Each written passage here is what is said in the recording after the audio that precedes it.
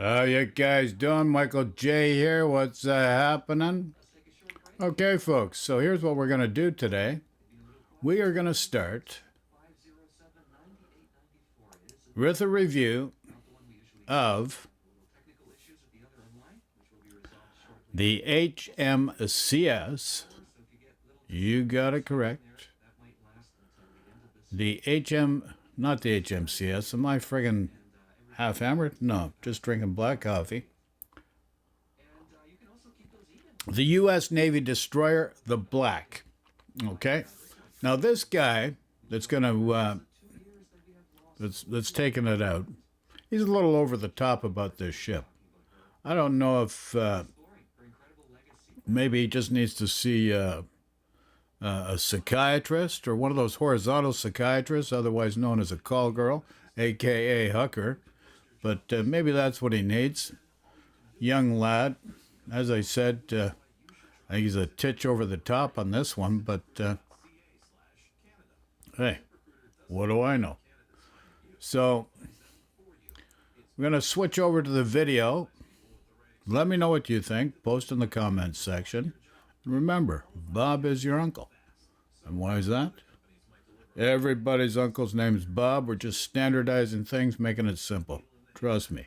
As you get on in life, standardization's sometimes a good thing. So we're just going to get the video ready and be with you within about 15 seconds, folks.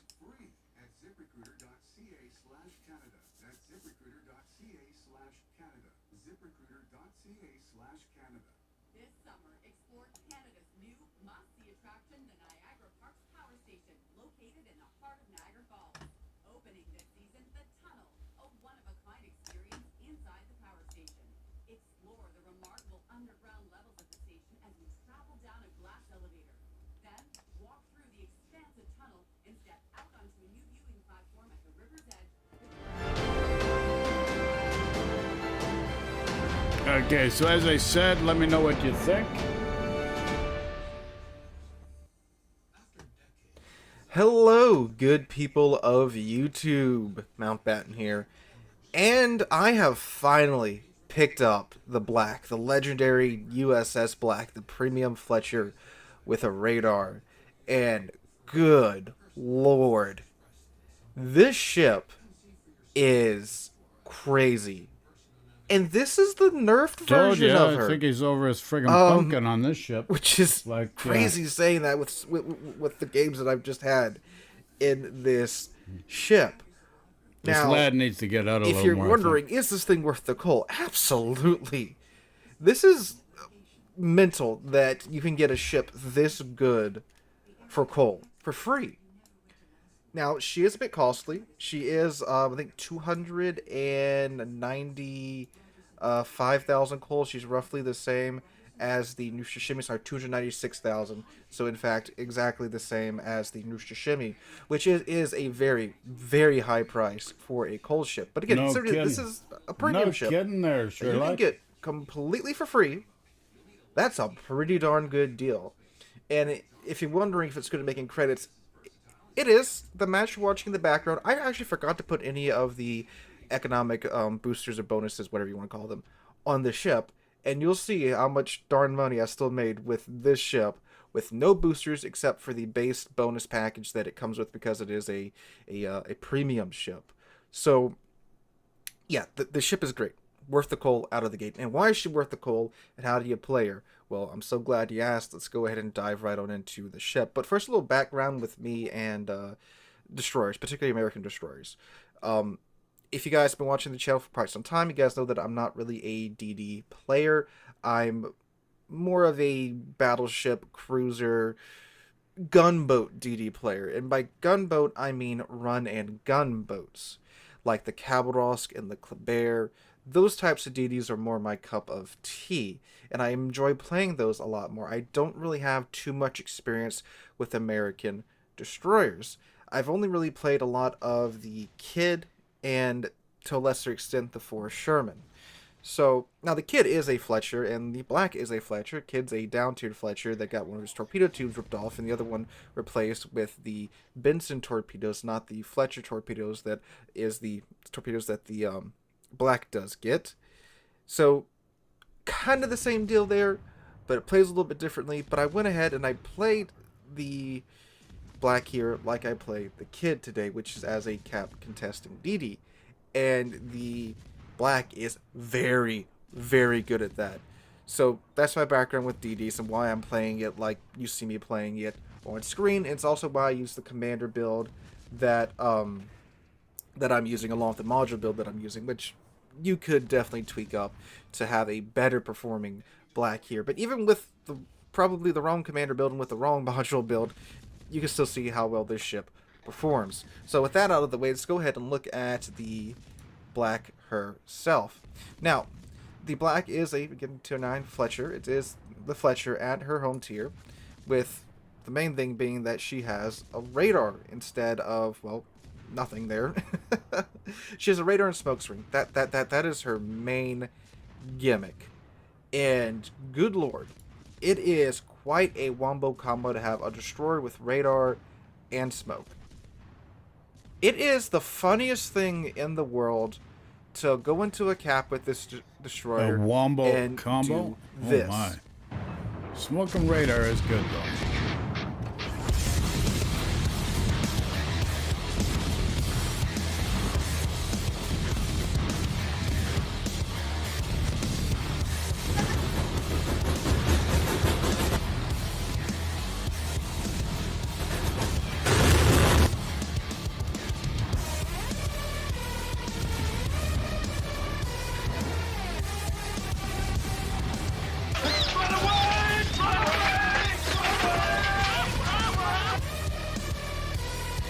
And you have no idea how good that felt flexing on the four I Shermans. think I need an Advil or a quite Tylenol fun after because listening Sherman to players that are music. So used to sitting in the smoke and basically being able to bully everything out of existence. And when you pull that Uno reverse card out on them, wow, it is truly something.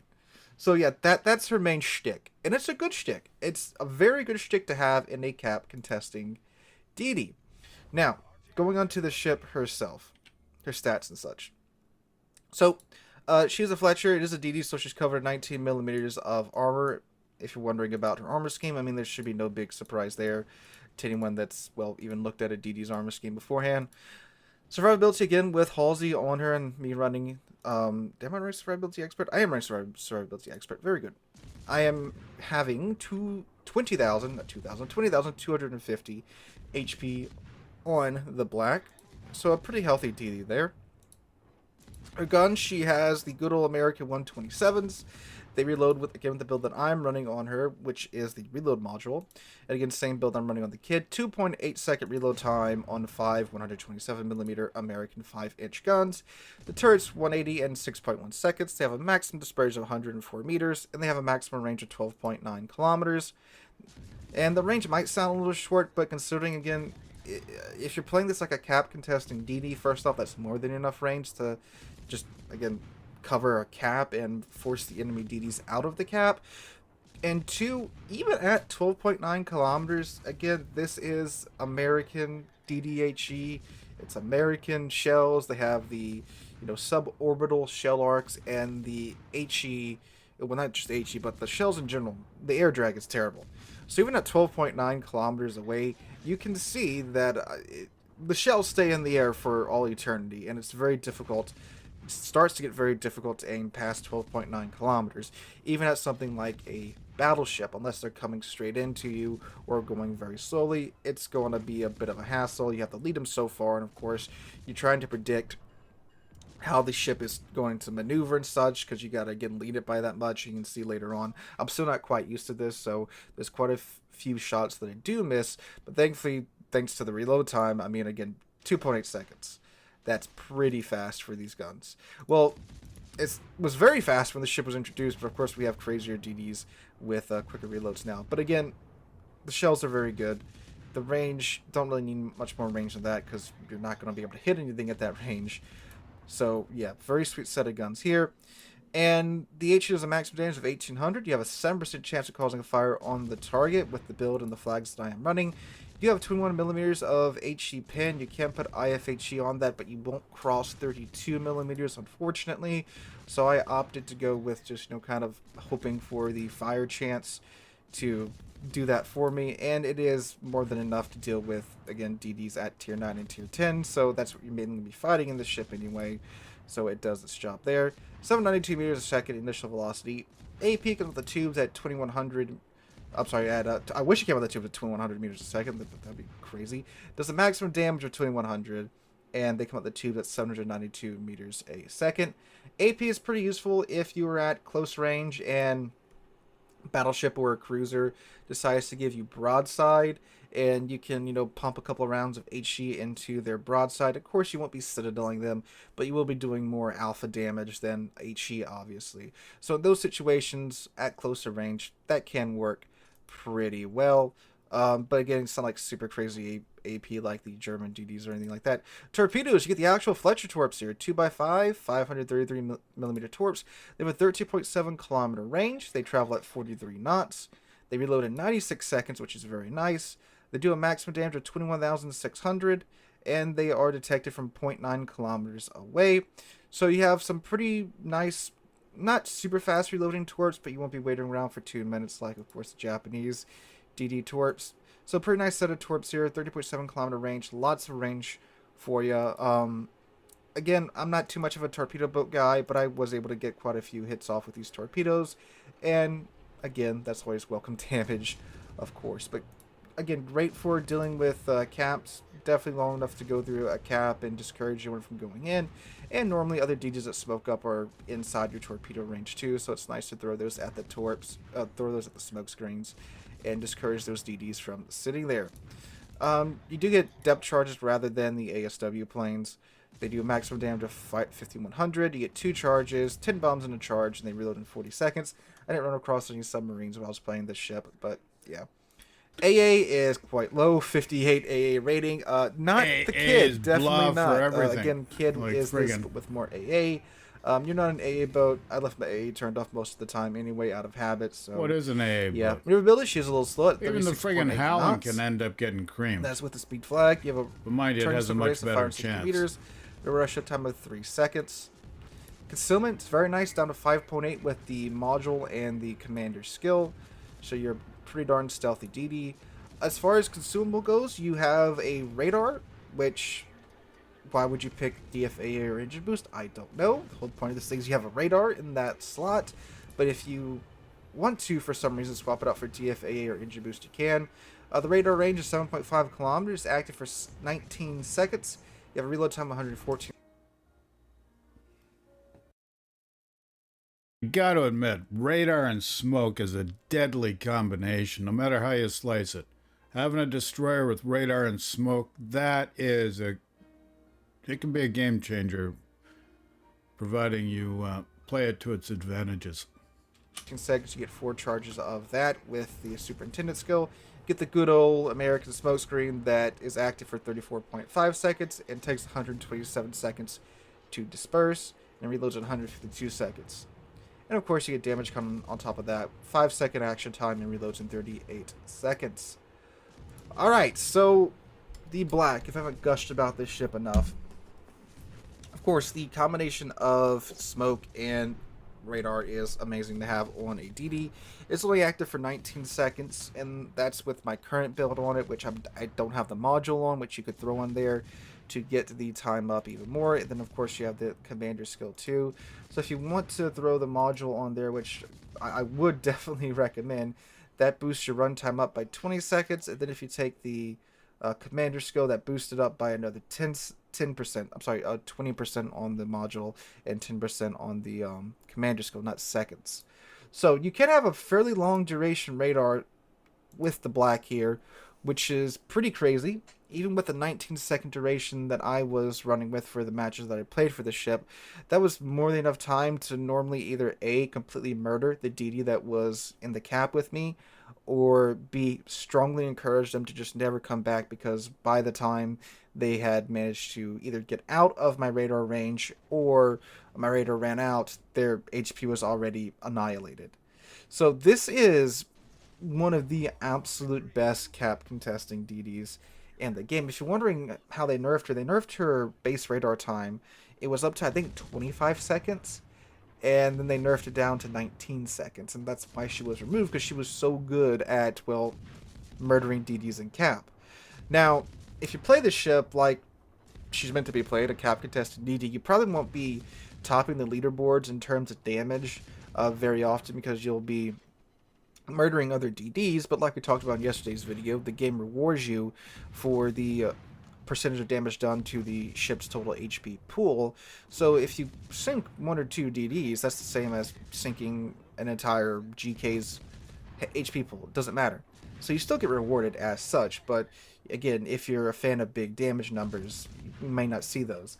Unless you get a match like what you're seeing here, where the match went for quite some time. I was able to get into a good position to do some damage to the rest of the enemy team's ships that were still up later on in the match. But if you're an American DD player, this ship is probably going to be super comfy for you, because again, it's just Fletcher with radar and smoke, like or more aptly, just a Fletcher with a radar welded onto it. But it's a fantastic boat, one that is, again, I highly recommend, and is definitely worth the coal that you got to pay for it. It is a pricey one, so do keep that in mind, but she's great. And again, even here with a suboptimal commander and module build on it, I was able to do great things in this ship. And again, this is me playing this ship. I'm not a American DD main. I'm, again, mostly a run and gunboat DD main, and I was still getting used to the shots in this round. Not the shots, the dispersion this round. As you can tell, because of the arcs, you have to aim up quite a bit higher than you normally would in other DDs. And yeah, and I was still able to pull off matches like this in the ship. The ship's great. Highly recommend it. It's a free ship for Cole, and I'm glad they've managed to introduce her back in. The ship is fantastic, and one, again, I highly recommend you guys pick up. If you are a Destroyer player or someone that likes playing DDs, it is a very good choice.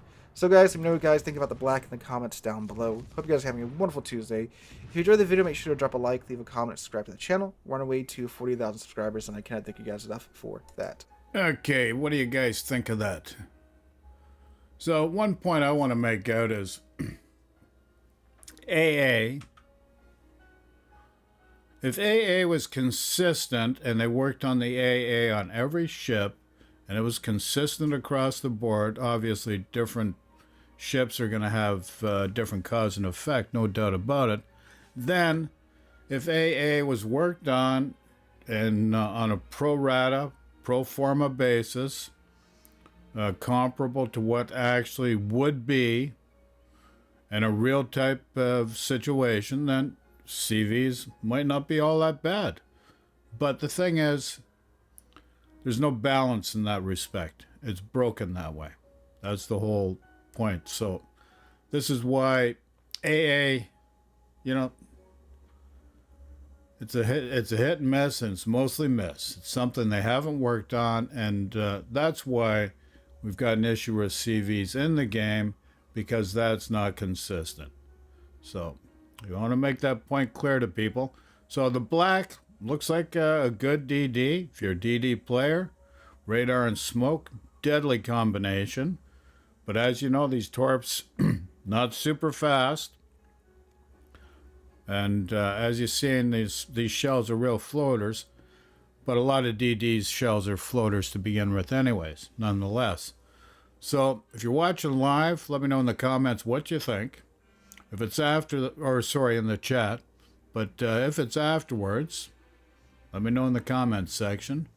And love and peace to everyone. Take care. Stay safe, folks. And we'll talk to you soon. Oh, yes. Before we go, my favorite character, because all roads do lead to this character.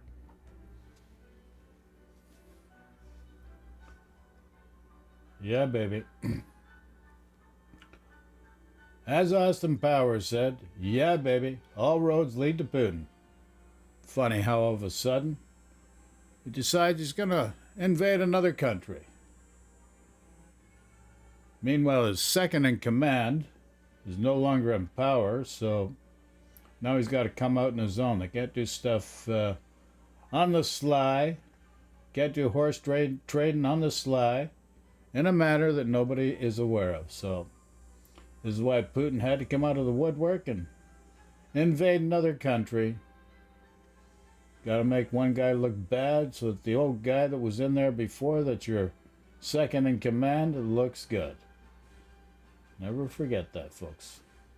So, without much further ado, take care. Talk to you all soon. Swifty, over and out.